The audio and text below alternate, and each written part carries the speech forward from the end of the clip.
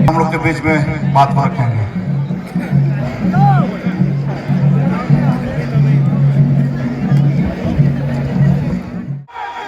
अरे भैया ऐसा लगाओ कि पूरा गोला गड़गड़ गड़गड़ जैसे बदली गड़कता है उस टाइप के करो।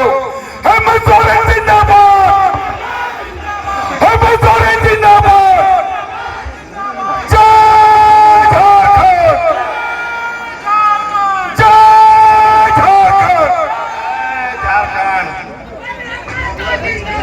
जिंदाबाद जिंदाबाद। झारखंड का ऐतिहासिक जिला केकरा जाए को चल जवान रामगढ़ के इस गोला प्रखंड के इस हाई स्कूल मैदान में आज हम लोग यहाँ किस लिए एकत्रित हुए हैं इसका जानकारी है कि नहीं? आज यहाँ क्यों हम लोग जमा हुए हैं आप लोग को मालूम है? चलिए, बहुत बढ़िया। ये उपचुनाव का आप सभा है। संबोधन में बहुत हमारे गठबंधन दल के नेता लोग हैं, कांग्रेस के, जेएमएम के, आरजेडी के, सीपीआई, लाल झंडा वाले लोग भी हैं, सभी मंत्री भी है, विधायकगण भी है, महिला विधायकगण भी है। अब कैच करेगा ना उन सब का। और यहाँ गोला प्रखंड के आप सभी गांव से आए हुए हमारे किसान भाइयों, ग्रामीणों, माता बहनें, नौजवान साथी, बड़े बुजुर्ग, आबरन हड़पन को, मजियाड़म गुड़ित नायके को, गोबाबा बोया मिश्रा को, सनाम खान पहिल अली सेन को नडी अडी सराव और गुरमनाव जोहार।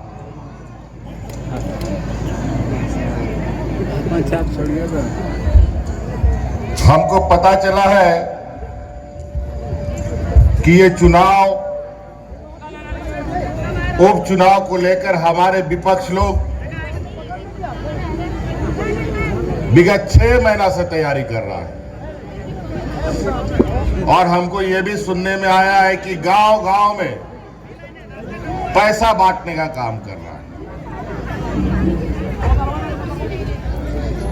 और कहीं हड़िया, कहीं मुर्गा, कहीं मीट, कहीं खस्सी बांट रहा है।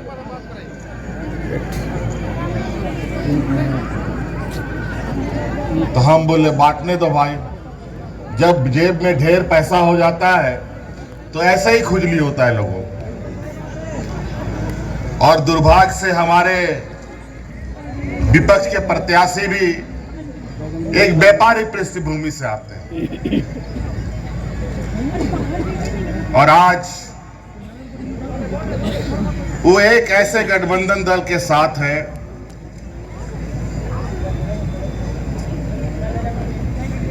जो लोग आदिवासी, दलित, पिछड़ा, अल्पसंख्यक जैसे गरीबों का नेतृत्व नहीं करता है। उन लोग पूंजीपतियों का नेता लोग हैं, बड़े बड़े व्यापारियों का इन लोग नेता है। आदिवासियों को, दलितों को, पिछड़ों को, अल्पसंख्यकों को, इन लोग के दुख दर्द से इन लोगों को कोई लेना देना नहीं। और आज यहां पर एक उपचुनाव एक योजनाबद्ध तरीके से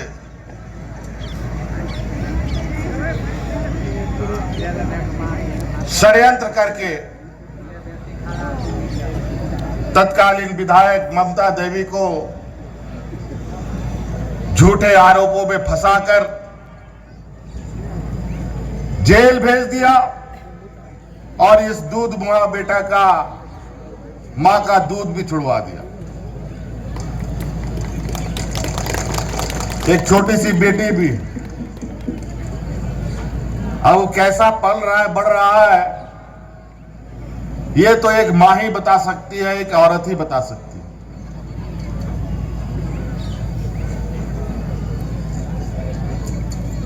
चलिए, राजनीतिक लड़ाई में अगर ये लोग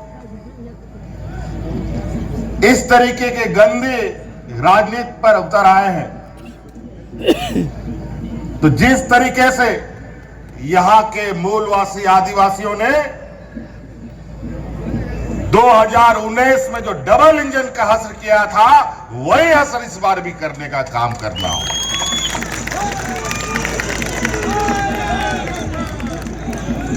इन बेईमानों को झारखंडियों की ताकत का एहसास दिलाना पड़ता है।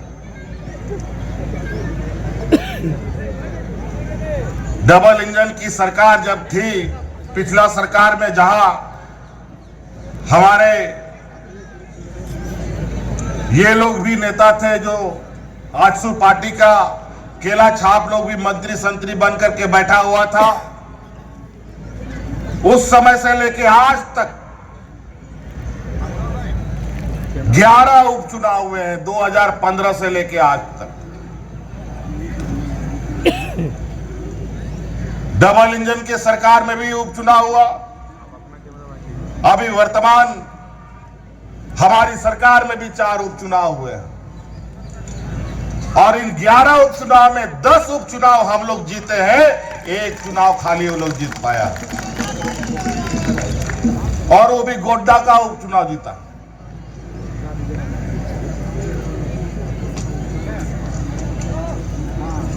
और इस बार पूरा दावे के साथ मैं आपको कहता हूं, अभी तो हम पहला बार आज इस चुनावी सभा में आए हैं। मैं आपको 200% कह देता हूं, आप लोग लिख लीजिए कि इस बार बजरंग महतो भारी से भारी मतों से जीत के जाएगा।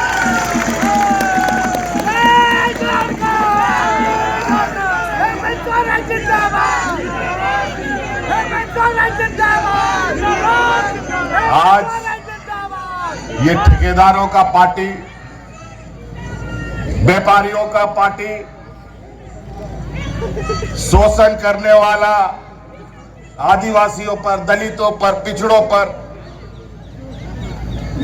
आज इस राज्य के ओबीसी समुदाय के लोग, अलग राज्य जब हुआ था तो यहां के ओबीसी को 27% का आरक्षण मिलता था, लेकिन यही बेईमानों ने और यही की जमात की सरकार ने, जहां आज सुसमर्थित सरकार थी, इन लोगों ने 27% का आरक्षण काट करके 14% कर दिया। अच्छा, ठीक। और ये लोग ओबीसी को आरक्षण की मांग करते हैं। इनका दिखाने का दांत कुछ और है, खाने का दांत कुछ और है, हम आपको बता देते हैं। इन लोग इस तरीके से आपके बगल में आके खड़ा हो जाएगा, भाई, गोतिया, चाचा, काका, मामा बोल करके आपको बेवकूफ बनाने का कोशिश करेगा। हम लोग तो बहुत करीब से इन लोगों को समझ देखते हैं। हम तो बोलते हैं ये राज्य का विकास क्यों नहीं हुआ 20 सालों में। राज अलग करके तो झारखंड मुक्ति मोर्चा आदरणीय दिसंगुरु शिबू सोरेन ने दे दिया, क्यों नहीं हुआ? क्या शिबू सोरेन सरकार चलाता था कि हेमंत सोरेन सरकार चलाता था?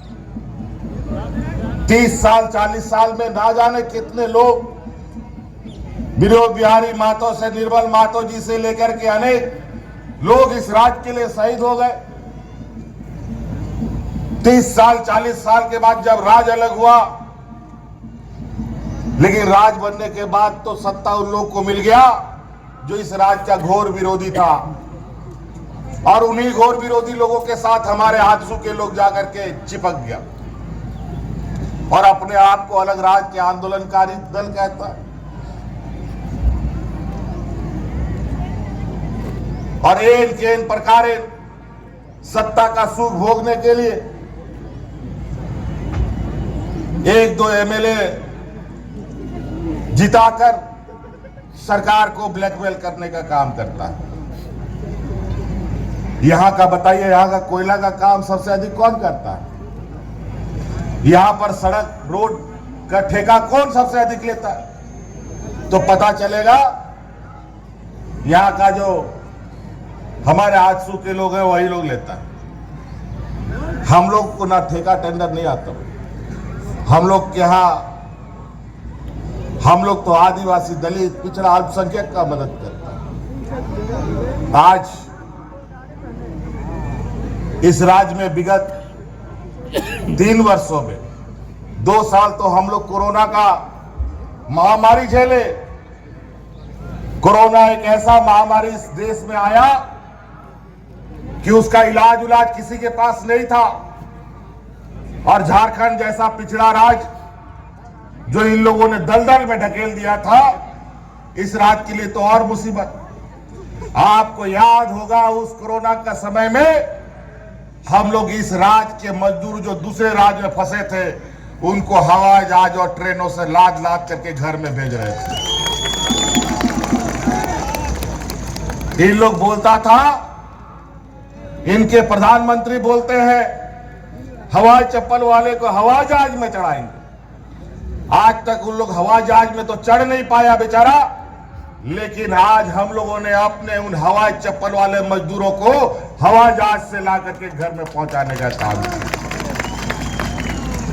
षड्यंत्र रचने में लगे रहते हैं इन प्रकार। ये तो उनके गृह मंत्री भी आकर के बोल गए।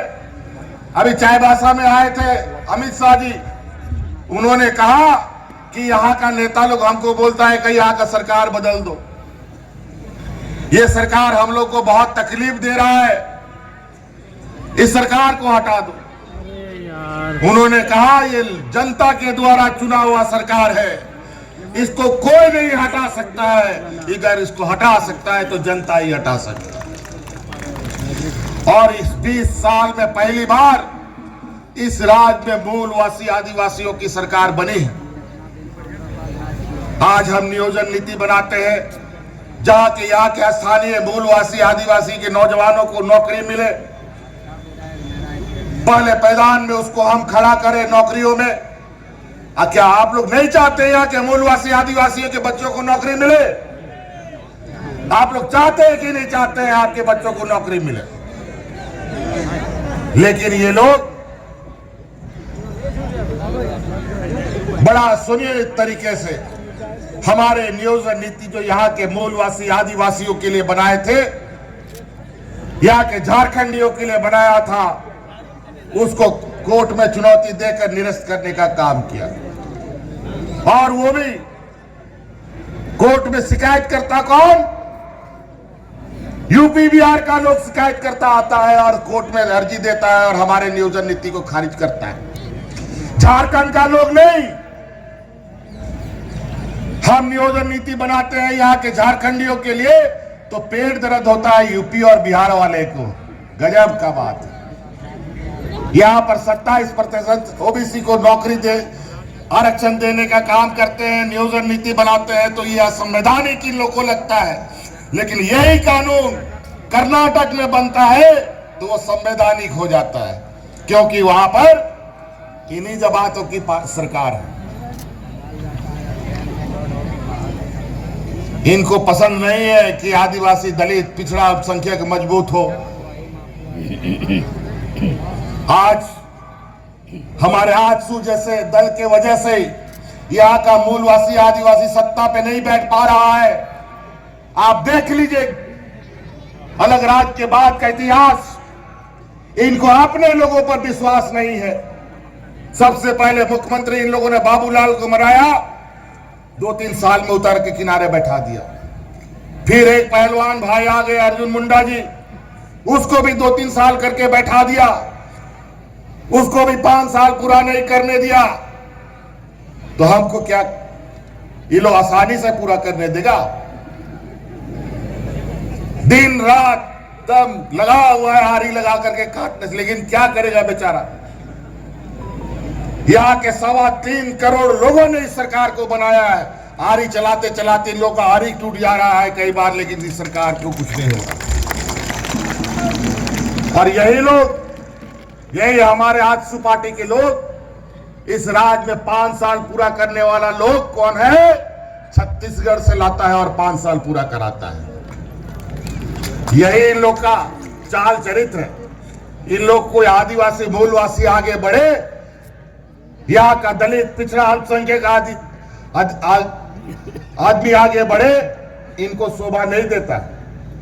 और होगा भी कैसे कि आदिवासी दलित पिछड़ा अगर मजबूत हो गया तो मजदूरी कौन खटेगा? इनका खेत गुहाल में कौन मजदूरी करेगा? इनका घर में बर्तन कौन मांजेगा?